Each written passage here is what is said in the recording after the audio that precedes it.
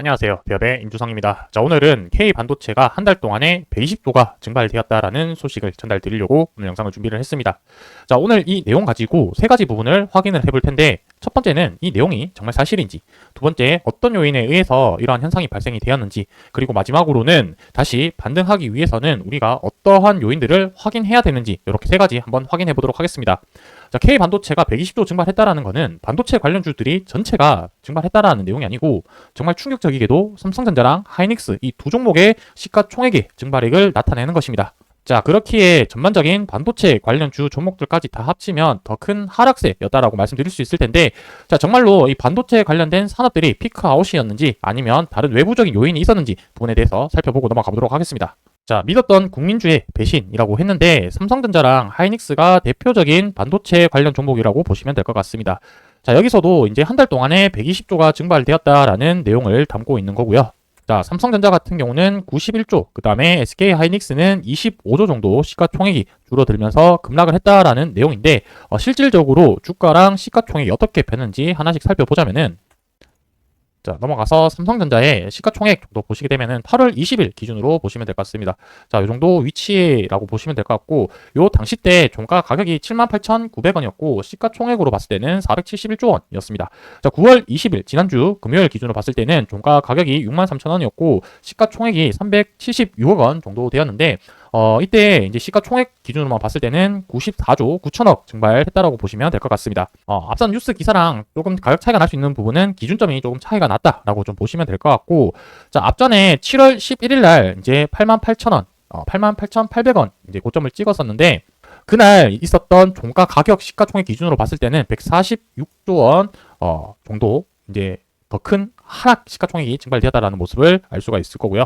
하이닉스도 마찬가지로 비슷한 흐름을 보여왔다라고 보시면 될 것 같습니다. 8월 20일 날 199,700원 종가 기준으로 했었을 때 145조 4천억 정도였었는데, 9월 20일 날 같은 경우는 이제 157,100원을 기록을 하게 되면서 시가총액이 118억 원까지 줄게 되었습니다. 그러면서 한 달 동안 27조 가까이 증발을 했고, 7월 11일 날 고점 기준으로 봤을 때는 57조 정도 증발했다라고 볼 수 있겠습니다. 자, 그렇다면 요 당시 때 경기 침체나 뭐 이런 외부적인 매크로 요인들도 있었지만, 국내 시장에서 이슈 있었던 부분들이 저는 조금 더 영향력이 있지 않았을까라고 생각을 하고 있습니다. 그 대표적인 예를 두 개를 말씀드려보자면은, 첫 번째는 금투세, 두 번째는 추석 연휴가 끝나고 나서 모건 스탠리에서 발행한 매도 리포트, 요렇게 두 가지라고 생각이 들고 있습니다. 민주당 쪽에서 금투세를 발의를 하고 계속해서 몰아붙이고 있는 상황이고, 최근에는 이제 당 대표 이름으로 불려가면서 이런 식으로 프레임이 잡히자 뭔가 변화의 기류가 조금씩 보이고 있는 듯해 보이는데, 제가 뒤에서도 말씀드리겠지만 이 부분이 앞으로 어떤 행보에 할지에 따라서 당 영향 부분, 그 다음에 지지층에 대한 움직임들도 변화가 생길 수 있기 때문에 되게 조심스러운 현재 입장이라고 볼 것 같습니다. 자, 이 금투세 때문인지 대부분 뭐 유튜버에서도 많이 그렇고요, 언론에서도 좋지 못한 흐름으로 계속해서 비춰지고 있는 상황에서 금융감독원 이복현 금강원장이 금투세에 반대를 한다라는 이런 의견까지도 얘기를 했었습니다. 그래서 이 이슈가 한동안 전반적인 시장 하락의 요인이 되었다라고 말씀드릴 수가 있을 것 같고, 두 번째로 추석 연휴 동안 이 모건 스탠리에서 SK 하이닉스에 대해서 HBM에 관련된 AI 관련된 산업들의 피크아웃 이야기를 하면서 매도 리포트를 발행을 하면서 큰 충격 하락으로 이어졌습니다. 자, 그래서 이 두 가지 이슈 사항을 앞으로 어떻게 흘러가는지에 따라서 이 반도체의 그동안 큰 하락세를 이루어졌기 때문에 이 부분이 주가에 결정적으로 영향을 미칠 수 있을 거라고 생각이 드는데요. 첫 번째, 금투세 방향 같은 경우는 촬영일 기준 내일 일자인 9월 24일 날 당 토론을 통해서 이 부분이 아마 결정될 가능성이 높아 보입니다. 자, 유예냐 시행이냐에 따라 가지고 내부에서도 지금 의견이 갈리고 있는 상황이기 때문에 내일 이 결과가 어떻게 이어지고 이 부분이 주가에 어떤 흐름으로 미칠 수 있을지 한번 지켜보는 것도 중요한 포인트가 될 것 같습니다.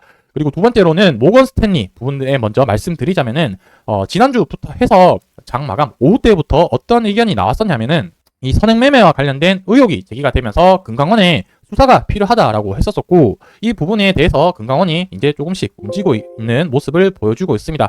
자, 이 부분이 의혹이 사실로 드러나게 된다라고 봤을 때는 이 하이닉스에 대한 하락분이 다시 반등할 수 있는 모멘텀으로 또 작용할 수 있기 때문에 이 결과가 어떻게 흘러가는지 잘 지켜보면 좋을 것 같고요. 그리고 전반적으로 지금 FOMC 끝나고 나서 현재로서는 이 모건 스탠리 영향이 아직 남아 있어서 이 HBM과 관련된 이 시장 하락 부분들의 얘기를 했기 때문에 이제 관련된 기업 중에 하나인 이 마이크론에 대해서 실적과 그리고 앞으로에 대한 가이던스가 어떻게 나온지 주목에 따라서 주가 흐름에 또 영향을 미칠 수 있다라고 생각을 하고 있습니다. 그래서 단기간 이번 주에 이 두 가지 이슈 사항들이 있는데 이 두 가지 이슈 사항에 대한 결과에 따라서 주가가 또 어떻게 움직일 수 있을지 지켜보면서 한번 확인해 보는 게 또 중요한 포인트라고 생각이 들고 있습니다. 자, 전반적인 관련된 소식들 저희 대기업에서 지속적으로 전달 드릴 테니까 저희 채널 오셔서 많은 정보 얻어 가셨으면 좋겠습니다. 감사합니다.